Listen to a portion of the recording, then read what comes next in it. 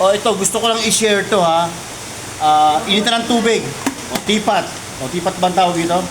Ang problema niya, sabi nung nagpagawa, tinapon niya na kasi. Pero ang sabi niya, pag sinasaksak daw, umiinit. So, or natutunaw itong saksakan na yun, no? O, diba? So, sa findings ko, wala naman pala talagang problema to. Ayan, walang problema. So, eto lang yung papalitan. Ayan, ito lang. Ayan. O, alam ko naman napakadali lang kung papalitan ito. Napakadali lang naman talaga eh. Pwede nga putulin to, tapos palitan mo na ng plug, pwede na. Pero dahil may kaso ng pagkatunaw, lahat na lang papalitan ko. Alam ko namang napakadali lang, pero doon lang naman to sa mga hindi talaga marunong, no? So, ganito lang yan, oh. Para makita nyo na rin kung ano yung itsura ng pinapatungan ng tipat o ng init ng tubig. Ito yun, oh, bubuksan ko. Ayan, bubuksan ko ha. Siyempre, kailangan mo lang ng tamang tools o ito, yung cross o Phillips screw. Ayan. O, kitang-kita ba sa camera yan? Ayan. O, shout out pala kayo to ha, kay Sarina. Ano nga apelido ni Sarina? Talagon. Ay, siya. O, Sarina Talagon. Ayan. Tapos, buksan ko na ha. Wala namang ibang mga pyesa to eh. O, tamo, di ba? O, yun lang oh. Ang pyesa niya lang ay yung contact na bilog. Ayun yun, yung sinasayaran ng puwet nito. Ayan, kasi 1 and 2, yung dalawang bilog na yan, doon lang sumasayo dyan sa dalawa na to. Isa, dalawa. So, ang papalitan ko nga ito, napaka basic nga lang to eh. O, basic. Ay, pero palagay ko, puputulin ko na lang to. Kasi pwede naman talagang tanggalin to eh, no? Pwede naman tanggalin to eh. Pero dahil wala akong dalang connector, para pag kinabit ko to, wala akong dalang connector eh. Hindi ko na lang siya tatanggalin, no?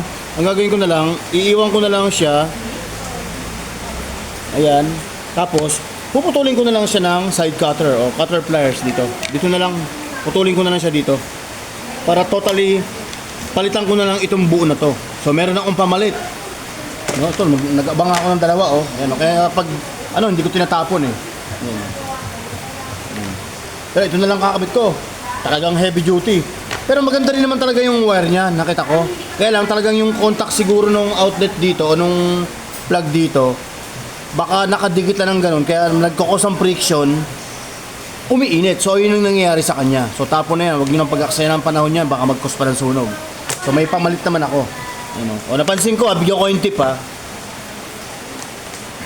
Napansin nyo yung mga ulo ng saksakan? Ayun o. Yung papalitan ko, ito, walang butas. Itong mga ipapalit ko may butas.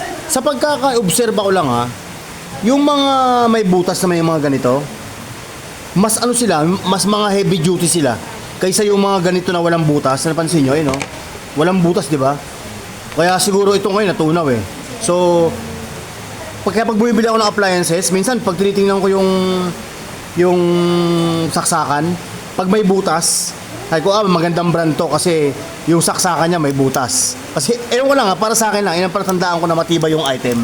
Kasi talagang maganda yung sa saksakan pa lang maganda. Ito, tingnan mo, oh. Walang butas, oh. Karaniwan sa mga China na o mga pangit na brand, walang butas eh. Tapos ang ninipis ng wire. So, ito kagaya nito, oh. Tingnan ko na lang din yung wire pala nito. Pero nakita ko maganda rin naman yung wire niya. Kaya lang, yung plug niya, wala nga kasing butas. Kaya sabi ko parang ang pangit ah. Wala akong stripper kaya yun lang ginagamit ko. Makapal din naman yung wire niya. Makapal din naman. Pero hindi ko na gagamitin to kasi nga tunaw. So ito na yung gagamitin ko. Yung malaki na. Ito na gagamitin ko. Or magpipit ba siya? O siguro ito na lang. Ito na lang ito. Magandang klase. Ayan o. Babalatan ko muna. I-pause mo muna yung video. Pause. Ayan, so nabalatan ko na, no? Kinat ko lang kasi yung video para hindi mahaba, para hindi sayang oras. Kinakat ko na, tapos babalatan ko lang. O yan, o. Ganito ako magbalat, o. Yan, o. Yung tamang haba lang, balat, tapos kuha ng isa. Balat. Bunot. Huwag mo syempre ididiin para di maputol yung ano. Diba, nabalatan na siya. So, ganun din sa iba. Ito naman. Lalo't kung active pag gumagamit ka sa electrical, yung sa pambahay. Ayan, diba? Diba? Okay na yan. Ngayon, ikakabit ko na lang muna siya dito kasi maganda yung contact niya, yun. Maganda, oh. Sayang eh. So dito ko na lang i-connect. Ayan. Ulit ko siya. Tapos, syempre, i-electrical tape natin. Ayan. So, ayan, electrical tape ko. Ba't nga, hihinahin ko pa to eh. Pero, titibayan ko naman ng pag-connect. O, tingnan nyo ha, kung paano ako mag-electrical tape ha. Ito ang para sa akin, hindi ko alam kung standard, pero para sa akin, ganito mag-electrical tape. Hindi man taga kailangan mabang mahaba. Putol. Ayan. Tapos, doon ka magsimula sa baba.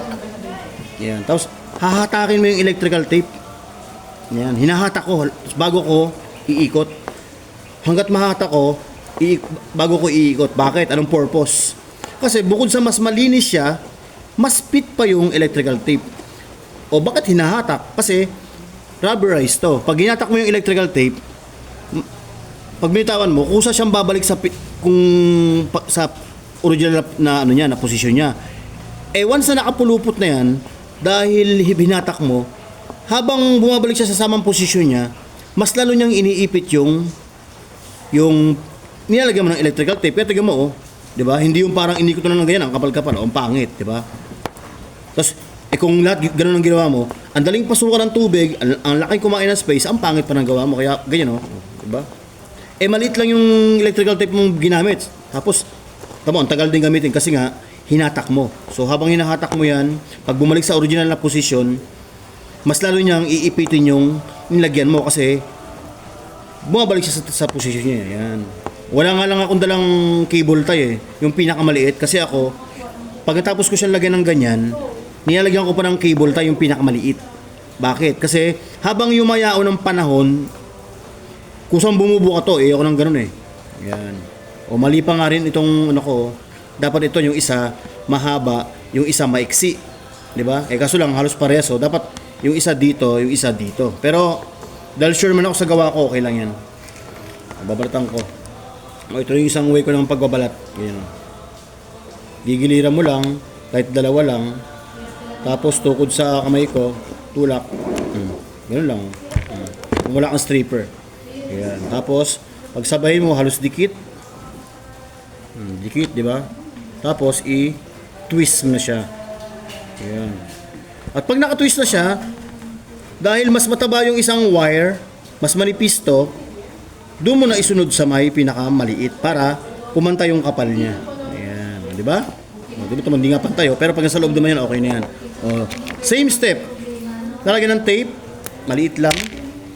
Yan, di mo na kailangan guntingin. Lagyan natin yan, di okay na. Tapos, ganun lang ulit. Yan, tapos batak ulit.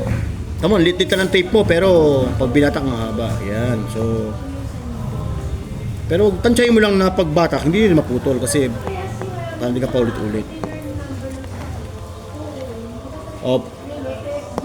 Lang ha. Ayan, so natapos ko na. O napansin nyo? Diba? Ayan lang yung contact. So wala siyang ibang fuse, wala siyang ibang relay, o wala mang kung ano mang piyesa na karga. Wala. Kundi yung contact lang na sinasayaran nung contact nung takore. Ayun o. Ayun o. Nakikita nyo ba? Diba? Ayun o. Nagko-contact lang yung dalawang bilog na to doon. Dito. Sa isa, dalawa. So ito na yun. Ngayon, ibabalik natin siyempre sa tamang lalagyan. So ito na yun. Ito na. Tabi na lahat yan. Ayun o. So ito, may mga guide naman to. Hindi pwedeng wala. Meron talaga yan. Ayun, may guide. So, dito yung exit ng wire. O, ito yung ginawa natin. Diba? O. Ganyan mo lang naman yun, no? Ganyan. Tabingi. Ganyan. So, para ang purpose lang naman niya, hindi mabatak yung contact sa loob. Just in case na hawak-hawakan mo ito ng ganyan. Ganun ka simple. Simple nga lang eh. Diba? Para sa mga baguhan lang naman, o yung iba kasi talagang di marunong mag-electrical, natatakot, huwag mo lang gagawin ng nakasaksak. Easy lang naman yan eh. Tapos, pansin mo, syempre maging obserba mo rin, ano ba tong maliit na parang guide na yan? Saan ba yun? O, ayun o, para may guide na maliit. O, di, gaganon mo lang. O. O, di ba? O, fit na. Tapos tingnan mo si ilalim din. O, fit na rin. O, fit na rin siya. Tama-tama lang sa eksakto niya. Halos ganun din naman ng ibang style ng ibang initan ng tubig. Tapos, ibalik mo lang yung tornilyo. O, pag tornilyo natin to, syempre, tetestingin natin. Pag kape, umuulan eh. O, kalawangin na nga, o. Kalawangin na. Matagal na raw itong hindi ginagamit kasi nga daw, natatakot sila na isaksak kasi natutunaw. So tama yun. Huwag pag alam nyo yung parang nagkakaproblema, huwag nyo nang gamitin, baka mag-cause ng sunog. O, shout out pala sa cameraman natin ngayon. Wala yung anak ko eh. Si Brother Melvin Badong. Siya yung cameraman ko ngayon. Si Melvin Badong. Sabi ko, i-ano nga natin to, i-videohan para mali mo. Diba? Alam ko namang wala lang to, pero para dun sa mga hindi marunong, makakatulong din naman. Ayun na, diba? Di okay na. Mas mahaba pa yung sinabi ko sa pagpapalit, no? Pero syempre, tutorial nga eh. So para yung mga kasama natin matuto. Okay. Susubukan ko muna, no? Kukuha akong tubig dito. Ulan, tumigil ka. Papampayong pa. Go. Ayan, nakakuha na akong tubig, oh. Ayan. Testing na natin. Halika, sama ka sa akin. Testing natin. Sama ka sa akin.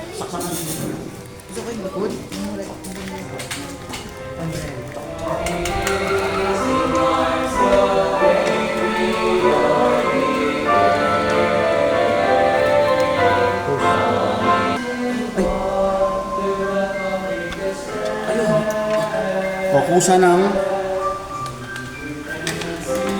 init na, oh. O, di ba?